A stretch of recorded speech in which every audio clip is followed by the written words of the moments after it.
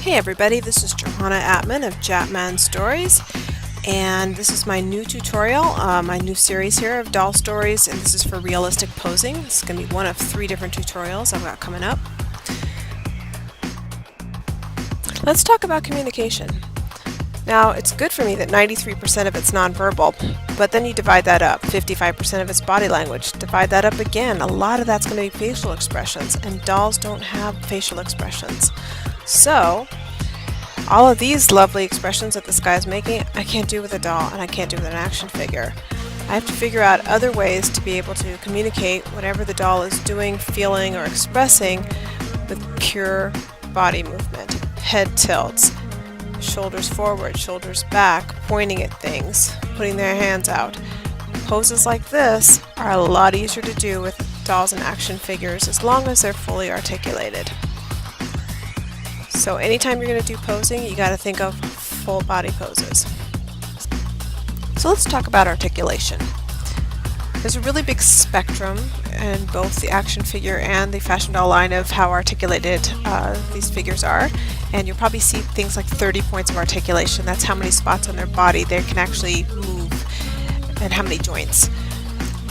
I have, for my males, 4 different samples. The left is a Mattel Ken doll that's articulated, and then the second one is an Integrity Toys Home, the third one is a Hot Toy, and the fourth one is a COO model. The 2 on the left are probably the least articulated. That's as far as their knees are going to go, and that's as far as their elbows are going to bend forward. They cannot touch their face, and they cannot sit back on their legs. The last 2 can sit all the way back on their knees, and as you can see on this picture, they can scrunch all the way down and really compact themselves, where the 2 on the left cannot. That's as far as they can move. The Hot Toy is the most flexible. Both the knees and the elbows will bend all the way back 180 degrees, whereas the Coup model will only bend about 90 degrees, a little more than 90. As far as sitting, the action boys on the right are far better at sitting down. They can move forward, they can touch their toes, they can bend their knees back, whereas the 2 boys on the left, as you can see, can't even cross their legs. I try not to sit the Home or the Barbie because both of them end up looking like dolls, whereas the other guys can do yoga poses. As far as the girls are concerned, there's the first 3 are all Barbies, but the only one that's super flexible is the Made to Move that's got the bright green swimsuit on. Next to her, the 4th doll in with the blue swimsuit is a Kumik action figure. Both the Made to Move and the Kumik can bend their knees and their elbows 180 degrees flat, while the rest of the girls all have just 90-degree elbows. The 2 on the right are both Integrity Toys dolls. The first one is a Fashion Royalty New Face, and then the last one is a Dynamite Girl. As you can see, that's as far as their knees bend. Their arms bend forward, I would say at least 95 or more degrees forward, so they do a lot better. But they're still not as nice and flat bending forward like an action girl. They sit decently well. They can almost cross their legs, whereas the action girls can do everything. Now, as far as how you pose them, overact, everything has to be big gestures, big movements. You can't do subtle posing when you only have that small percentage. So if they're really angry about something, show them being so angry they gotta be held back. Hands on hips. 1 hand on a hip, 2 hands on a hip. It may look over dramatic when a human being does it, but when a doll does it, she is expressing herself because her face cannot show you that she's mad. So pushing out the chest also works. If someone's frustrated, pushing them back like this where their shoulders are back, that works great for frustration. And if they're tired, make them look exhausted. This poor girl looks like she's completely out of breath. I had them laying on the floor when they were out of breath after a really big dance workout. And for even more emphasis, crawling on their knees. Whatever works. So, overacting works really well, and it gets your point across so that you know that this poor girl right here is so exhausted she can't even think straight without having to move her face. If they're surprised, have them fall back against furniture. Think about silent movies and the older movies where everything was kind of big and they put their faces on the other person's shoulder to cry on their shoulder. Everything was just larger than life. That's how you have to pose the dolls. And changing out their hands is really helpful. I changed out his hand for a fist and it kind of made the scene, so I had to get down there and take a photo close up of it. Here's another really cool hand that's spread out. The girls all have different hands too that can do different things, point, whatever, so change out hands. This is a very angry girl. It's about to kick the crud out of that vacuum cleaner and hurt herself. And this one's kind of a dramatic, you know, I'm checking you out look as well, with the neck and the leg up. So again, back against a counter. Anything that's overly dramatic works the absolute best when you're posing dolls. Here he is getting smacked on the butt, and he really moved forward to get the hit. Use props. Can't emphasize that enough. This poor guy's trying to figure out what happened to his life by looking at that kid's doll toy. Mess up their hair, mess up their clothes, whatever it takes to emphasize the pose, that you know what's going on. As far as kids go, if you have articulated kids, sky's the limit with poses. Anything you want to do, cartwheels, diving off things, kids will do anything. So your doll children should be able to just go crazy. Here I have a little guy here just jumping off here and tackling at his stuffed toy. Legs can go everywhere, hands can go everywhere, as long as it's, you know, humanly possible and it doesn't look like he's breaking something. Knock yourself out. So I've got my guys rocking out here, air guitaring, pulling hair, yanking on each other, fighting, tackling each other. All of these things are possible with children because they're a lot more free than adults are. I had the funnest time posing these guys. If you want to do dance moves, try to get a screenshot or a Google photo of a dance move first, then try to pose it yourself so you know which, if it's your right hand or your left hand or which one's in front of the other one, and then try to pose a doll. I did a K-pop me series, so I just looked up a bunch of K-pop boy bands and girl bands, and I checked out the way that they got into nice little triangular formations, how they moved, and I picked probably the easiest poses to do. They do a lot of extensive hip hop that would be a lot harder, but I am not good at wire work yet. These girls are all have wires around their necks hooked up to the ceiling of my light rig, and they like to spin a lot, so I'm not quite good at it yet. The boys, they were awesome.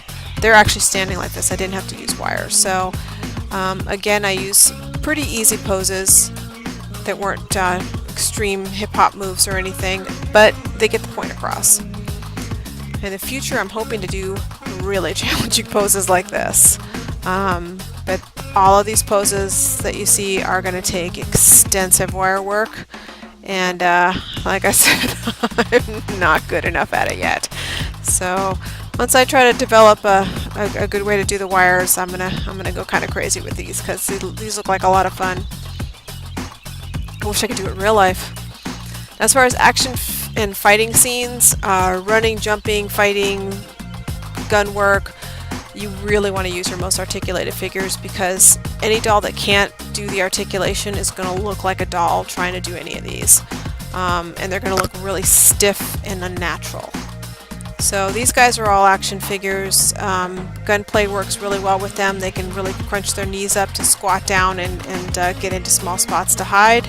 And I like using special effects to go over the top of any flaws.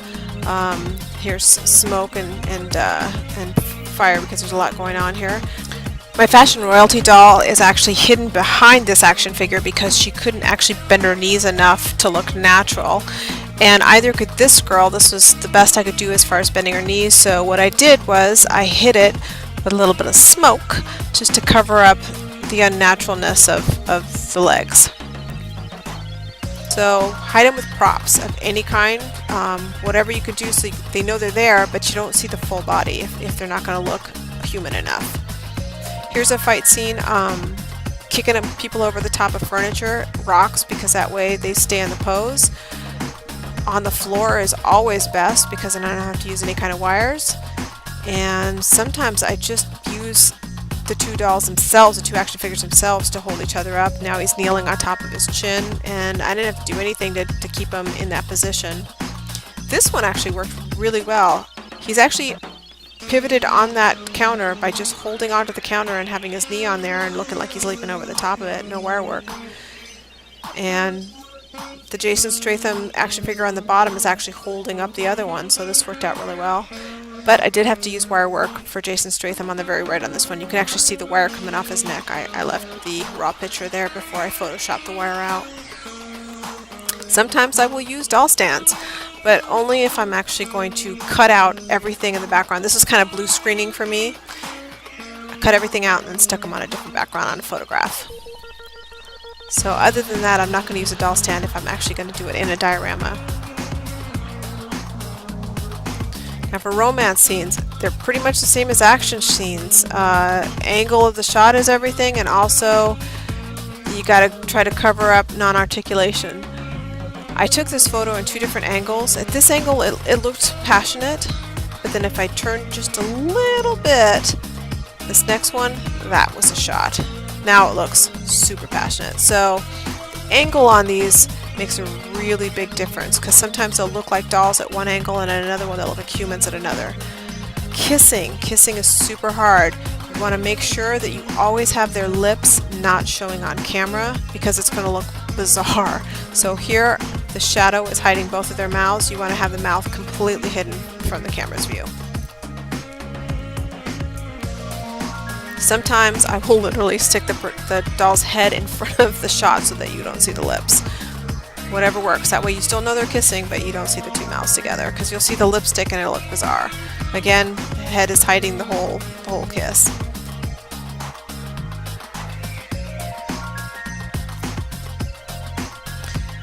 If they're going to be together like this, and I know her knees are not going to bend up any more than they are, I want to find a position that's natural for her to be on her knees like that. And if it's going to be a shot where her knees would be bent more, I'll hide it with sheets. Again, using props. Use what you got. Bed shots are always the actual easiest, because you can hide a lot of flaws of non-articulation when they're laying down. And you don't have to prop them up.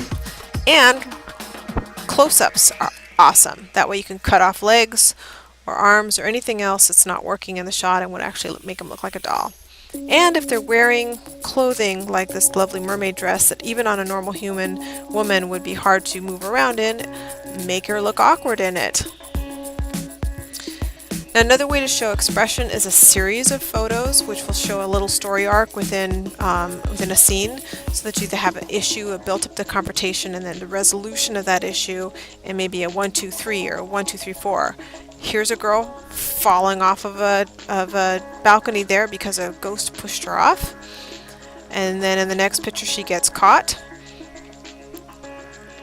and then you've got the lovely relief that she's safe, but then they realize, oh, I'm on top of a dead body, oh my god, oh my god. And in the last picture they're all trying to get up and figure out a way to get out of there for safety. So series of photos. You may not be able to express everything in the one photo, you can in the rest. Here's a guy that knows he's just been busted for something, and he's going to have to fess up to a secret. He mumbles it under his breath to let her know what it is, and then you've got the last scene of, oh, there's the reaction to a secret. So whenever you're telling a story, use a series of photos to get it across. He probably told her, we have to talk. That's never a good sign, and he's about to break up with her. Her reaction to it of, oh, hell no. And then the build-up of her getting really mad about it and leaving him.